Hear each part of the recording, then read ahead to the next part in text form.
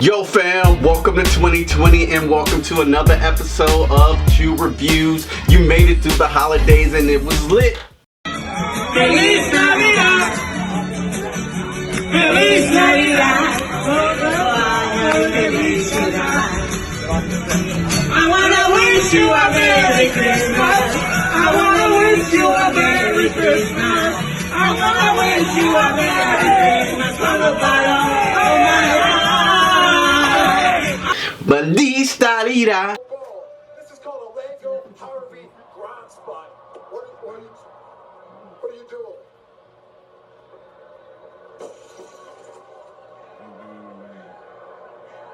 Are you serious? I don't want to work with him no more. Why is he here? Why are you here? What is wrong with you?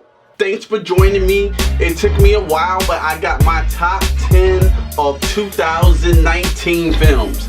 Now I had to switch. I filmed this before, but I had to switch it around because I seen one movie that had to go on the list, and I had to switch my list around a little bit. So it was a lot of good movies came out 2019, but I'm gonna give a couple honorable mentions here that didn't quite make my list, but I had to talk about it. First, John Wick 3. I love Mr. Excommunicado, Keanu Reeves himself. The action in this shit was fire. Yo, he killed a dude with a book in the first 5 minutes of the movie, and then he was bucking people with horses, killing people on horses. It was just, the action was just insane. It's my favorite action movie of 2019. Another honorable mention I have to give to Won't You Be My Neighbor with Tom Hanks. Tom Hanks made that movie. That movie just made me feel special inside.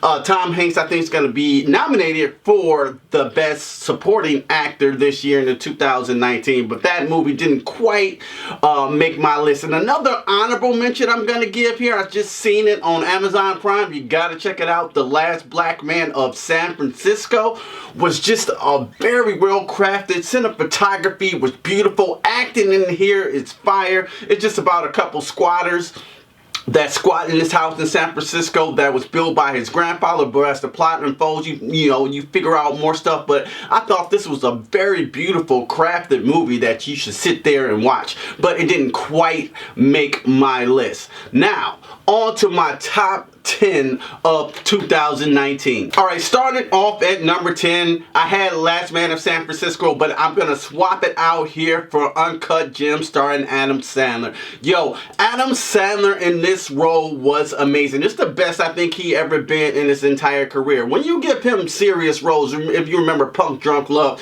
he knows how to carry that material, and I think this is really Adam Sandler kind of just being himself, but we see a raw cut of Adam Sandler, and it's a real pleasure to watch. And I don't know that thick white girl in this movie, but gee, she was thick. But the movie is dark. It's shot beautiful. The music got this old 1980s synth score to it that I thought worked really well. And Uncut Gems, there's a lot of chaos going on, like a lot of people talking at the same time, but I think it works for the movie because, like, I can't focus on anybody because everybody's talking at the same time, but I think that did that on purpose just to show how chaotic this dude's life was. And this movie has some dark turns, and I was very surprised at this movie, and it makes my number 10 on the list. Go check it out if you haven't checked out Uncut Gems. My number 9 spot goes to Queen and Slim, directed by Malika Matukas. Now, this is a Black Bonnie and Clyde story. If you know the story, Daniel Kaluuya's character gets pulled over by the police. He ends up killing the police, and they end up going on the run down south. Now, this was one of my favorite road trip movies of the year. The cinematography of the southern landscape was just breathtaking to see. Jodie Turner-Smith did her thing. Daniel Kaluuya, something to be watched. Man, this movie was pure fire, and that's why it makes my number 9 on this list. Now, my number 8 spot goes to Jordan Peele's Us. Now, this movie I don't think on repeat viewing is better than his first directorial debut, Get Out. But let me tell you what, I love Jordan Peele's style, man. He is one of the directors I think to be looked at in Hollywood now, and Lupita Nyong'o's performance was fire here. She was one of my favorite female performances of 2019. And what I liked about this movie, that he took the doppelganger thing and looked at itself. It was a really deep movie about the have and the have-nots, and I just really loved that concept. It wasn't as scary as it needed to be for a straight-up horror movie, but overall, I really enjoyed Us. The soundtrack, you know, he gets those deep, like those omen sounds, like I don't know. I just love that type shit. You can tell he takes inspiration from horror movies in the past and creating something new. And I'm glad that Hollywood is investing in black directors to make films like this. Something fresh, something new for the people. So that's why Us makes my number 8 spot on this list. Number 7 on my list goes to a movie that I did not expect to like so much. Is Ready or Not. Here I Come. Now, Ready or Not was just a blast to watch. It reminds me of like Cabin Fever, that type of fun horror movie with the great carnage in it. Now, if you haven't seen Ready or Not, it's basically about a bride who marries into this rich Parker Brothers family, and on her wedding night she has to play a game, and she has to pick a card. It could be chess or whatever, but she picks this one card, which is hide and seek, and if you pick that card, the family has to hunt you down and kill you. Now, this movie was a ton of fun from beginning to end. It wasn't that long. The pacing was great. It was hilarious. The dialogue was great in there. The carnage candy was just a ton of fun. It's something just seeing a bride covered in blood wearing some Converse, you know. It was just fire. This is Hugo Weaving's niece. I didn't even know that. She looks just like Margot Robbie too. I did not expect to have such a ball in Ready or Not. So that's why it makes my number 7 on my best of 2019 list. Number 6 on my favorite of 2019 goes to You Got a Friend in Me. Toy Story 4. Man, I know people say, hey, we didn't need another Toy Story. After Toy Story 3, it ended perfectly. Why'd you have to go and ruin my childhood with this? But it's not about childhood, this movie. I think it's about growing up and moving on. And I think that was a very important message, because literally, you grew up as a child watching Toy Story to your adulthood. And then at your adulthood, what do you do next? So I think that's the story to tell. And Tom Hanks, of course, is brilliant in here. And the visuals of Toy Story showed you why Pixar is who they are. Every texture, from cobwebs to the lighting to the rain to the depth of field, was just immaculate to look at. It was just, you know, it was the next level. Go try looking at Toy Story 1 and go try looking at Toy Story 4 and look at that dog and that cat in Toy Story 4, and you'll see a monumental difference. So that's why Toy Story is number 6 on my list. Number 5 on my list goes to a movie I had no idea I was gonna love so much. The Peanut Butter Falcon, starring Shia LaBeouf. Now, this is my favorite road trip over movie of the year, even over Queen and Slim. All right, if you haven't seen Peanut Butter Falcon, it's about this Down syndrome kid who has aspirations of being a wrestler. He wants to go down and see this character named Saltwater Redneck. I mean, you don't watch it just because the dude in their name is Saltwater Redneck, yo. And they go, and then Shia LaBeouf is a crab smuggler, so he goes around stealing crab people's spots. But he does something. He has to go on a run, and he end up meeting the kid with Down syndrome, and they go on this Huckleberry Finn adventure.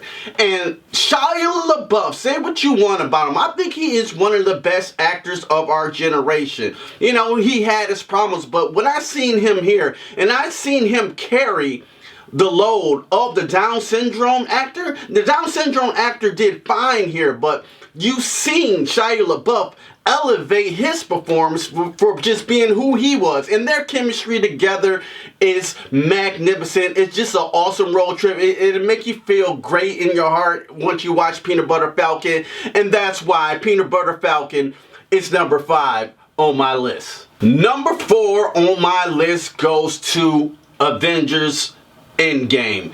What more can you say about the Avengers? You know, from 2008 to where we are now, this movie was for the true fans who rode it out this far. And this movie kind of reminds me of Back to the Future 2 in a good way. You know, how we got to visit all our favorite Avengers movies and, you know, this time travel thing. It was just a ton of fun. That beginning scene when Robert Downey Jr.'s Iron Man comes down and he gave that acting performance, how he meant to put a shield over the world, just gave me chills. And what a way for Tony Stark to go out, man. It was sad. I was emotional. I was happy. The special effects were bananas. And it's just an all-around fun movie. So that's why Avengers Endgame is number 4 on my list. Alright, we have made it here. The top 3 movies for me for 2019. Number 3 goes to Dr. Sleep. I did not expect this movie to be this good. Mike Flanagan here is one of the best horror directors in Hollywood now. I don't know how you take on this monumental task of making a sequel to the Stanley Kubrick Shining and do it justice. There's fan service here, right? But they don't repeat the same thing. Let's go back to the Stanley Hotel and let's put Ghost in it. No, they take the Shining mythology and create a true sequel here. That's why I really loved it. It was something fresh and something new on the take and something familiar here. Ian McGregor is great. The villain here, the hat was just fire. I think this is a horror movie we'll be talking about down the line. It was so fire. And then that third act, if you like The Shining, Shining is my favorite horror movie. If you like The Shining, if you see this third act in the hotel, the Overlook Hotel, you'll just be blown away. And I was blown away. So that's why Dr. Sleep makes the number 3 on my list. Alright, number 2 on my list goes to Ford v Ferrari. Wow. I did not expect to like this movie this good. I don't even like cars like that, son. But I was totally invested in Christian Bale and Matt Damon's journey on creating the Shelby. Like, holy shit. Christian Bale is monumental here. His acting here is fire. He was the best. Ken Slate was the best part of this movie. And James Mangold's direction. His direction in this movie by having the cameras by the wheel, being in the cockpit, just had that exhilarating rush of being in a real race car. I don't know how he did this. I wasn't even invested in cars, like I said, but I was totally invested in this movie, and this movie is one of the best of 2019. I actually think this is the best made picture of 2019 as an overall whole, you know, because everything was firing on all cylinders. The acting, the direction, the pacing, everything just worked in this movie. And that's why Ford v Ferrari is number 2 on my list of 2019. Alright, numero uno on my list is wait till they get a load of me. Joker, directed by Todd Phillips. Man, how can this movie make $1 billion plus and Justice League couldn't even reach $700 million. Same DC Warner Brother properties. They took a risk, gave him $50 million, and it made $1 billion. The most profitable movie ever.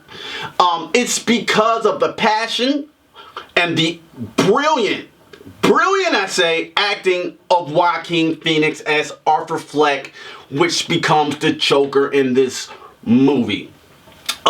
This is just my personal favorite because I love character acting, and Joaquin Phoenix is in every damn frame of this movie, every damn frame, and he was Arthur Fleck. I didn't see Joaquin Phoenix there. I seen this character named Arthur Fleck, who I wasn't familiar with. I'm familiar with the Joker. To see him go from that and to turn into the Joker was insane. Now I'm just talking about the acting. Let's talk about the plot, the lighting, the character of Gotham. The character of Gotham City was a character in this movie that turned someone that was already disturbed into the clown prince of crime. That's what happened there. And I even love the Easter eggs of them throwing Bruce Wayne in there, you know what I'm saying?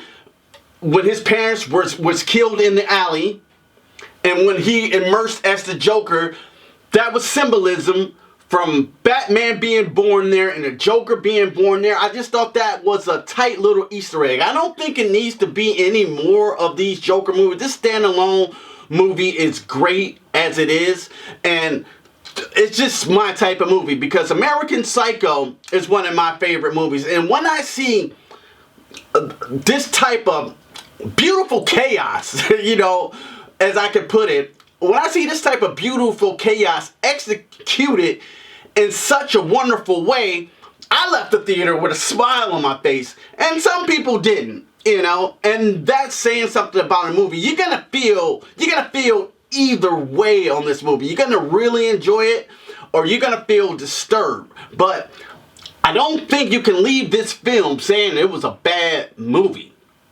And that's why Joker is my #1 movie of 2019. Thank you guys so much for joining me on this list of 2019. It was a blast seeing all these movies this year. 2020 looks promising. Can't wait to watch more movies, give you guys more reviews. Thank you to all my new subscribers. I'm almost at 600. I can't believe it. Thank you guys so much. Keep tuning in. We got more videos coming. If you like this video, go ahead, hit me up, that thumbs up. And if you really like this content, come on and join the Q Review family. And as always, don't just stare at it, eat it. Peace.